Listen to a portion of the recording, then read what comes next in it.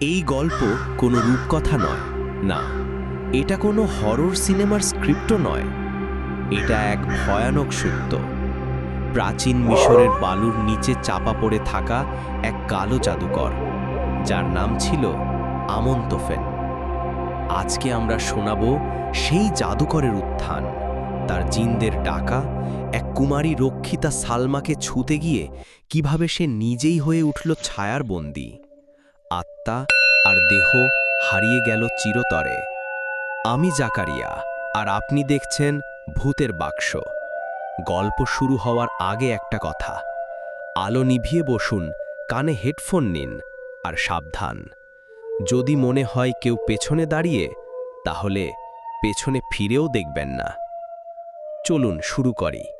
আমনতোফেন একটি প্রাচীন মিশরীয় গোপন ইতিহাসের গল্প, যেখানে জাদু, জিন এবং কুমারিত্ব লালসা ভয়ঙ্কর আধারে বিলীন হয়। নীলনদের পাড়ে, যেখানে আজ শুধুই ধ্বংসাবশেষ, একসময় ছিল এক গোপন নগর, নাম তার আত্মাশাফ। সবার অগোচরে সেখানে বসবাস করত এক ভয়ঙ্কর কালো জাদুকর, যার নাম ছিল আমনতেফেন।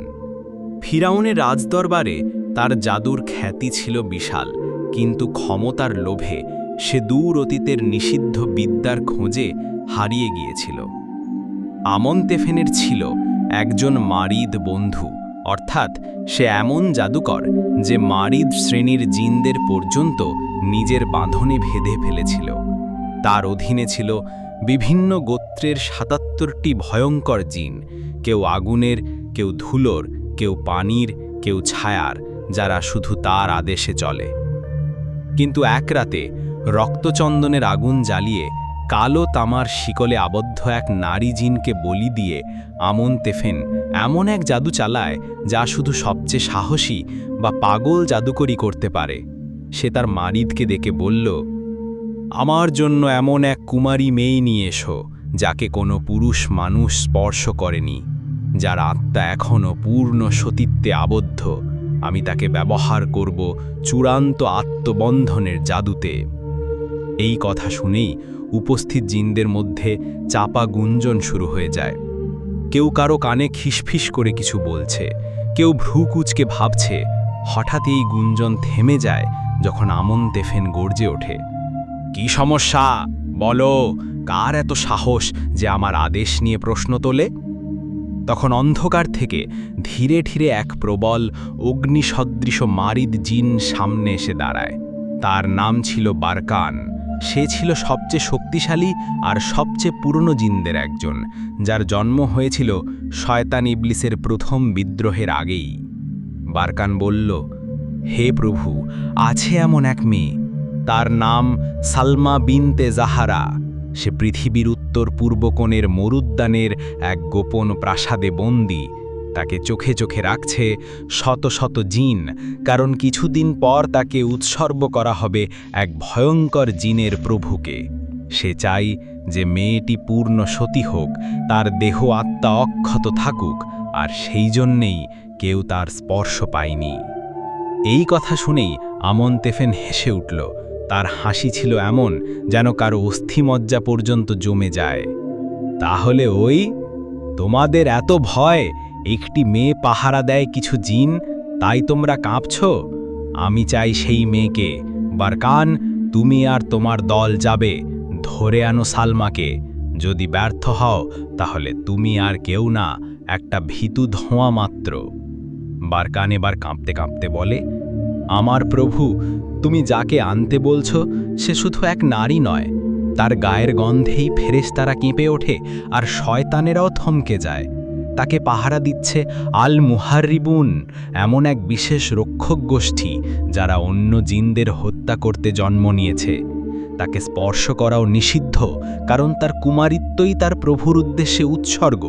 যদি তাকে হরণ করি, তাহলে প্রাচীন এক অভিশাপ ছুটে আসবে আমাদের সকলের ঘাড়ে।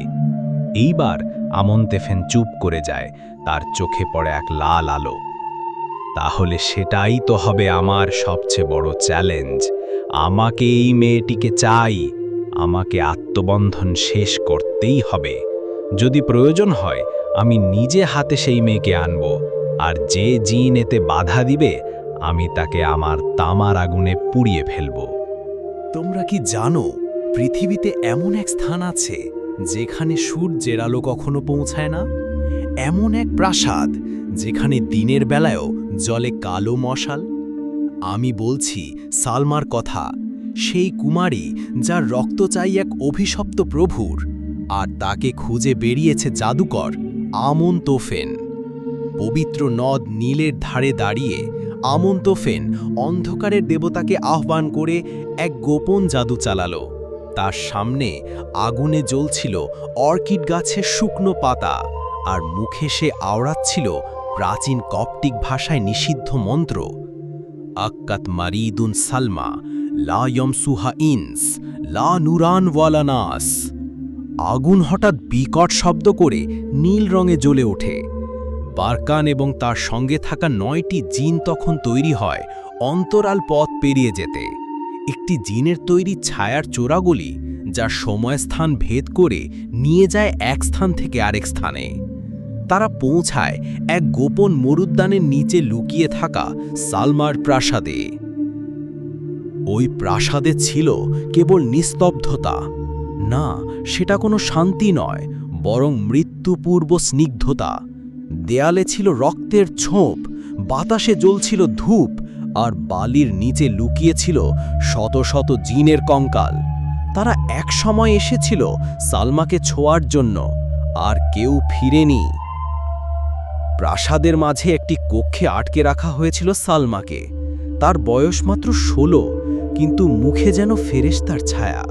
তাকে রক্ষা করছিল আল মুহাররিবুন, এক অভিশপ্ত বাহিনী, জিনের মতো না, মানুষের মতো না, অর্ধেক ছায়া অর্ধেক আগুন। এই রক্ষীদের নেতা ছিল নাজলাফ, এক নিষিদ্ধ যোদ্ধা যার কাজ একটাই, সালমার কুমারিত্ব রক্ষা করতে হবে যতক্ষণ না বলিদান পূর্ণিমা আসে। জাদুকরের দল যখন সেখানে পৌঁছালো, সালমা তখন জানালার পাশে দাঁড়িয়ে চাঁদের আলো একটি কাগজে কিছু লিখছিল। হঠাৎ তার চোখ আটকে গেল ছাদে ঝুলন্ত ছায়ার দিকে। সে জানত কেউ আসছে, কেউ যার স্পর্শ তার সমস্ত নিয়তি বদলে দিতে পারে। বারকান তার ছায়া দিয়ে দরজার ভিতর ঢোকার চেষ্টা করতেই নাজলাফ এক লম্বা লোহার তলোয়ার নিয়ে গর্জে উঠল, আর তার পিছন থেকে উঠে এলো 13টি আগুনের বল। প্রতিটি ছোঁয়াতেই এক একটা জিন ছাই হয়ে গেল। এই দেখে আমন তোফেন নিজেই তার ছায়ারূপে প্রবেশ করল সেই প্রাসাদের এক গোপন দরজায়। সে প্রথমবারের মতো দেখল সালমাকে, আর সালমার চোখ হেসে দেখতে পেল এমন কিছু যা জাদুকর কল্পনাও করতে পারেনি। সালমার চোখে ছিল এক অভিশাপ। যে পুরুষ তাকে কামনা করবে তার শরীরে আগুনের পোড়া দাগ ফুটে উঠবে, আর সে ধীরে ধীরে পাথরে পরিণত হবে। আমন তোফেন জানে না এবার সে কাকে স্পর্শ করতে চেয়েছে।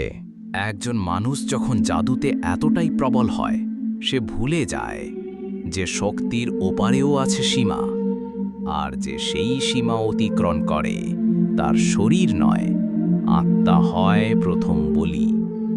আজ আমি বলবো সেই রাতের কথা, যেদিন আমন তোফেন ছুঁতে চেয়েছিল এক নিষিদ্ধ আত্মা, আর বদলে সে নিজেই হয়ে উঠল অভিশপ্ত। সালমার চোখ দুটো কাঁপছিল না, বরং তাতে ছিল নিঃশব্দ এক বিস্ময়। তার সামনে দাঁড়িয়ে সেই পুরনো কালো জাদুকর, যে তাকে ছুঁতে আসছে তামার আংটিতে বাঁধা এক কালো জাদুর ফর্মুলা নিয়ে। আমন তোফেন ধীরে ধীরে হাত বাড়ালো সালমার দিকে। তার হাতের তালুতে ছিল আত্মবন্ধনের তাবিজ, একটা পাথরে খোদাই করা 77টি জিনের নাম, আর তাদের রক্ত দিয়ে লেখা শরিক মন্ত্র। ঠিক তখনই বাতাস থমকে গেল, ছায়া নড়ে উঠল, আর সালমার ঠোঁটের কোণায় এক রহস্যময় হাসি ফুটে উঠল। সালমা কিছুই বলল না, কাঁদল না, শুধু চোখ দিয়ে তাকিয়ে রইল আমনের দিকে।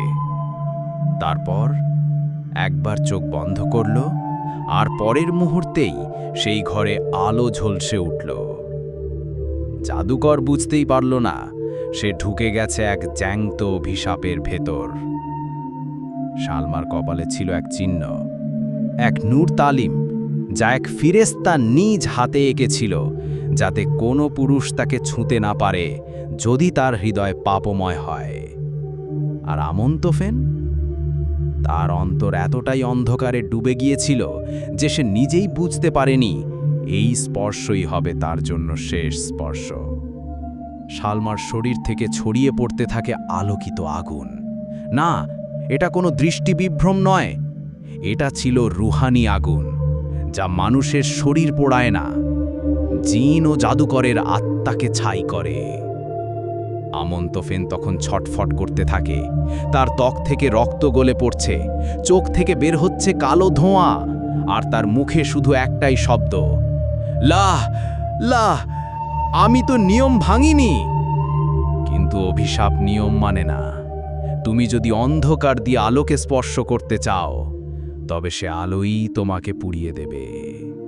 সালমার চোখ তখন দুটো আগুনের গোলা, আর আমন্তফেন, সে আর মানুষ নয়, সে এখন এক অশরীরী ছায়া।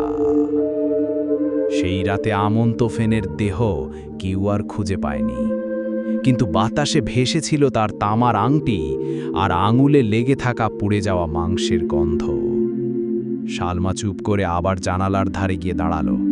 চাঁদের আলোয় তার চোখে জল ছিল না, শুধু একটা নিঃশব্দ আকুতি।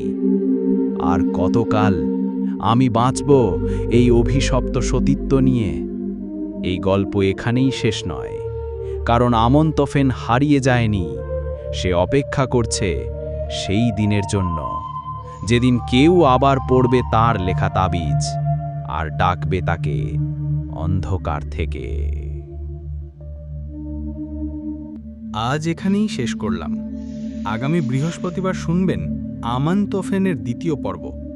কেমন লাগলো এই পর্ব? নিচে কমেন্ট করে জানাও। লাইক দিতে ভুলো না, আর সাবস্ক্রাইব করে পাশে থাকো। ভয় আর রহস্যের এই যাত্রা চলবে প্রতি সপ্তাহে। সুস্থ থাকুন, ভালো থাকুন। আল্লাহ হাফেজ।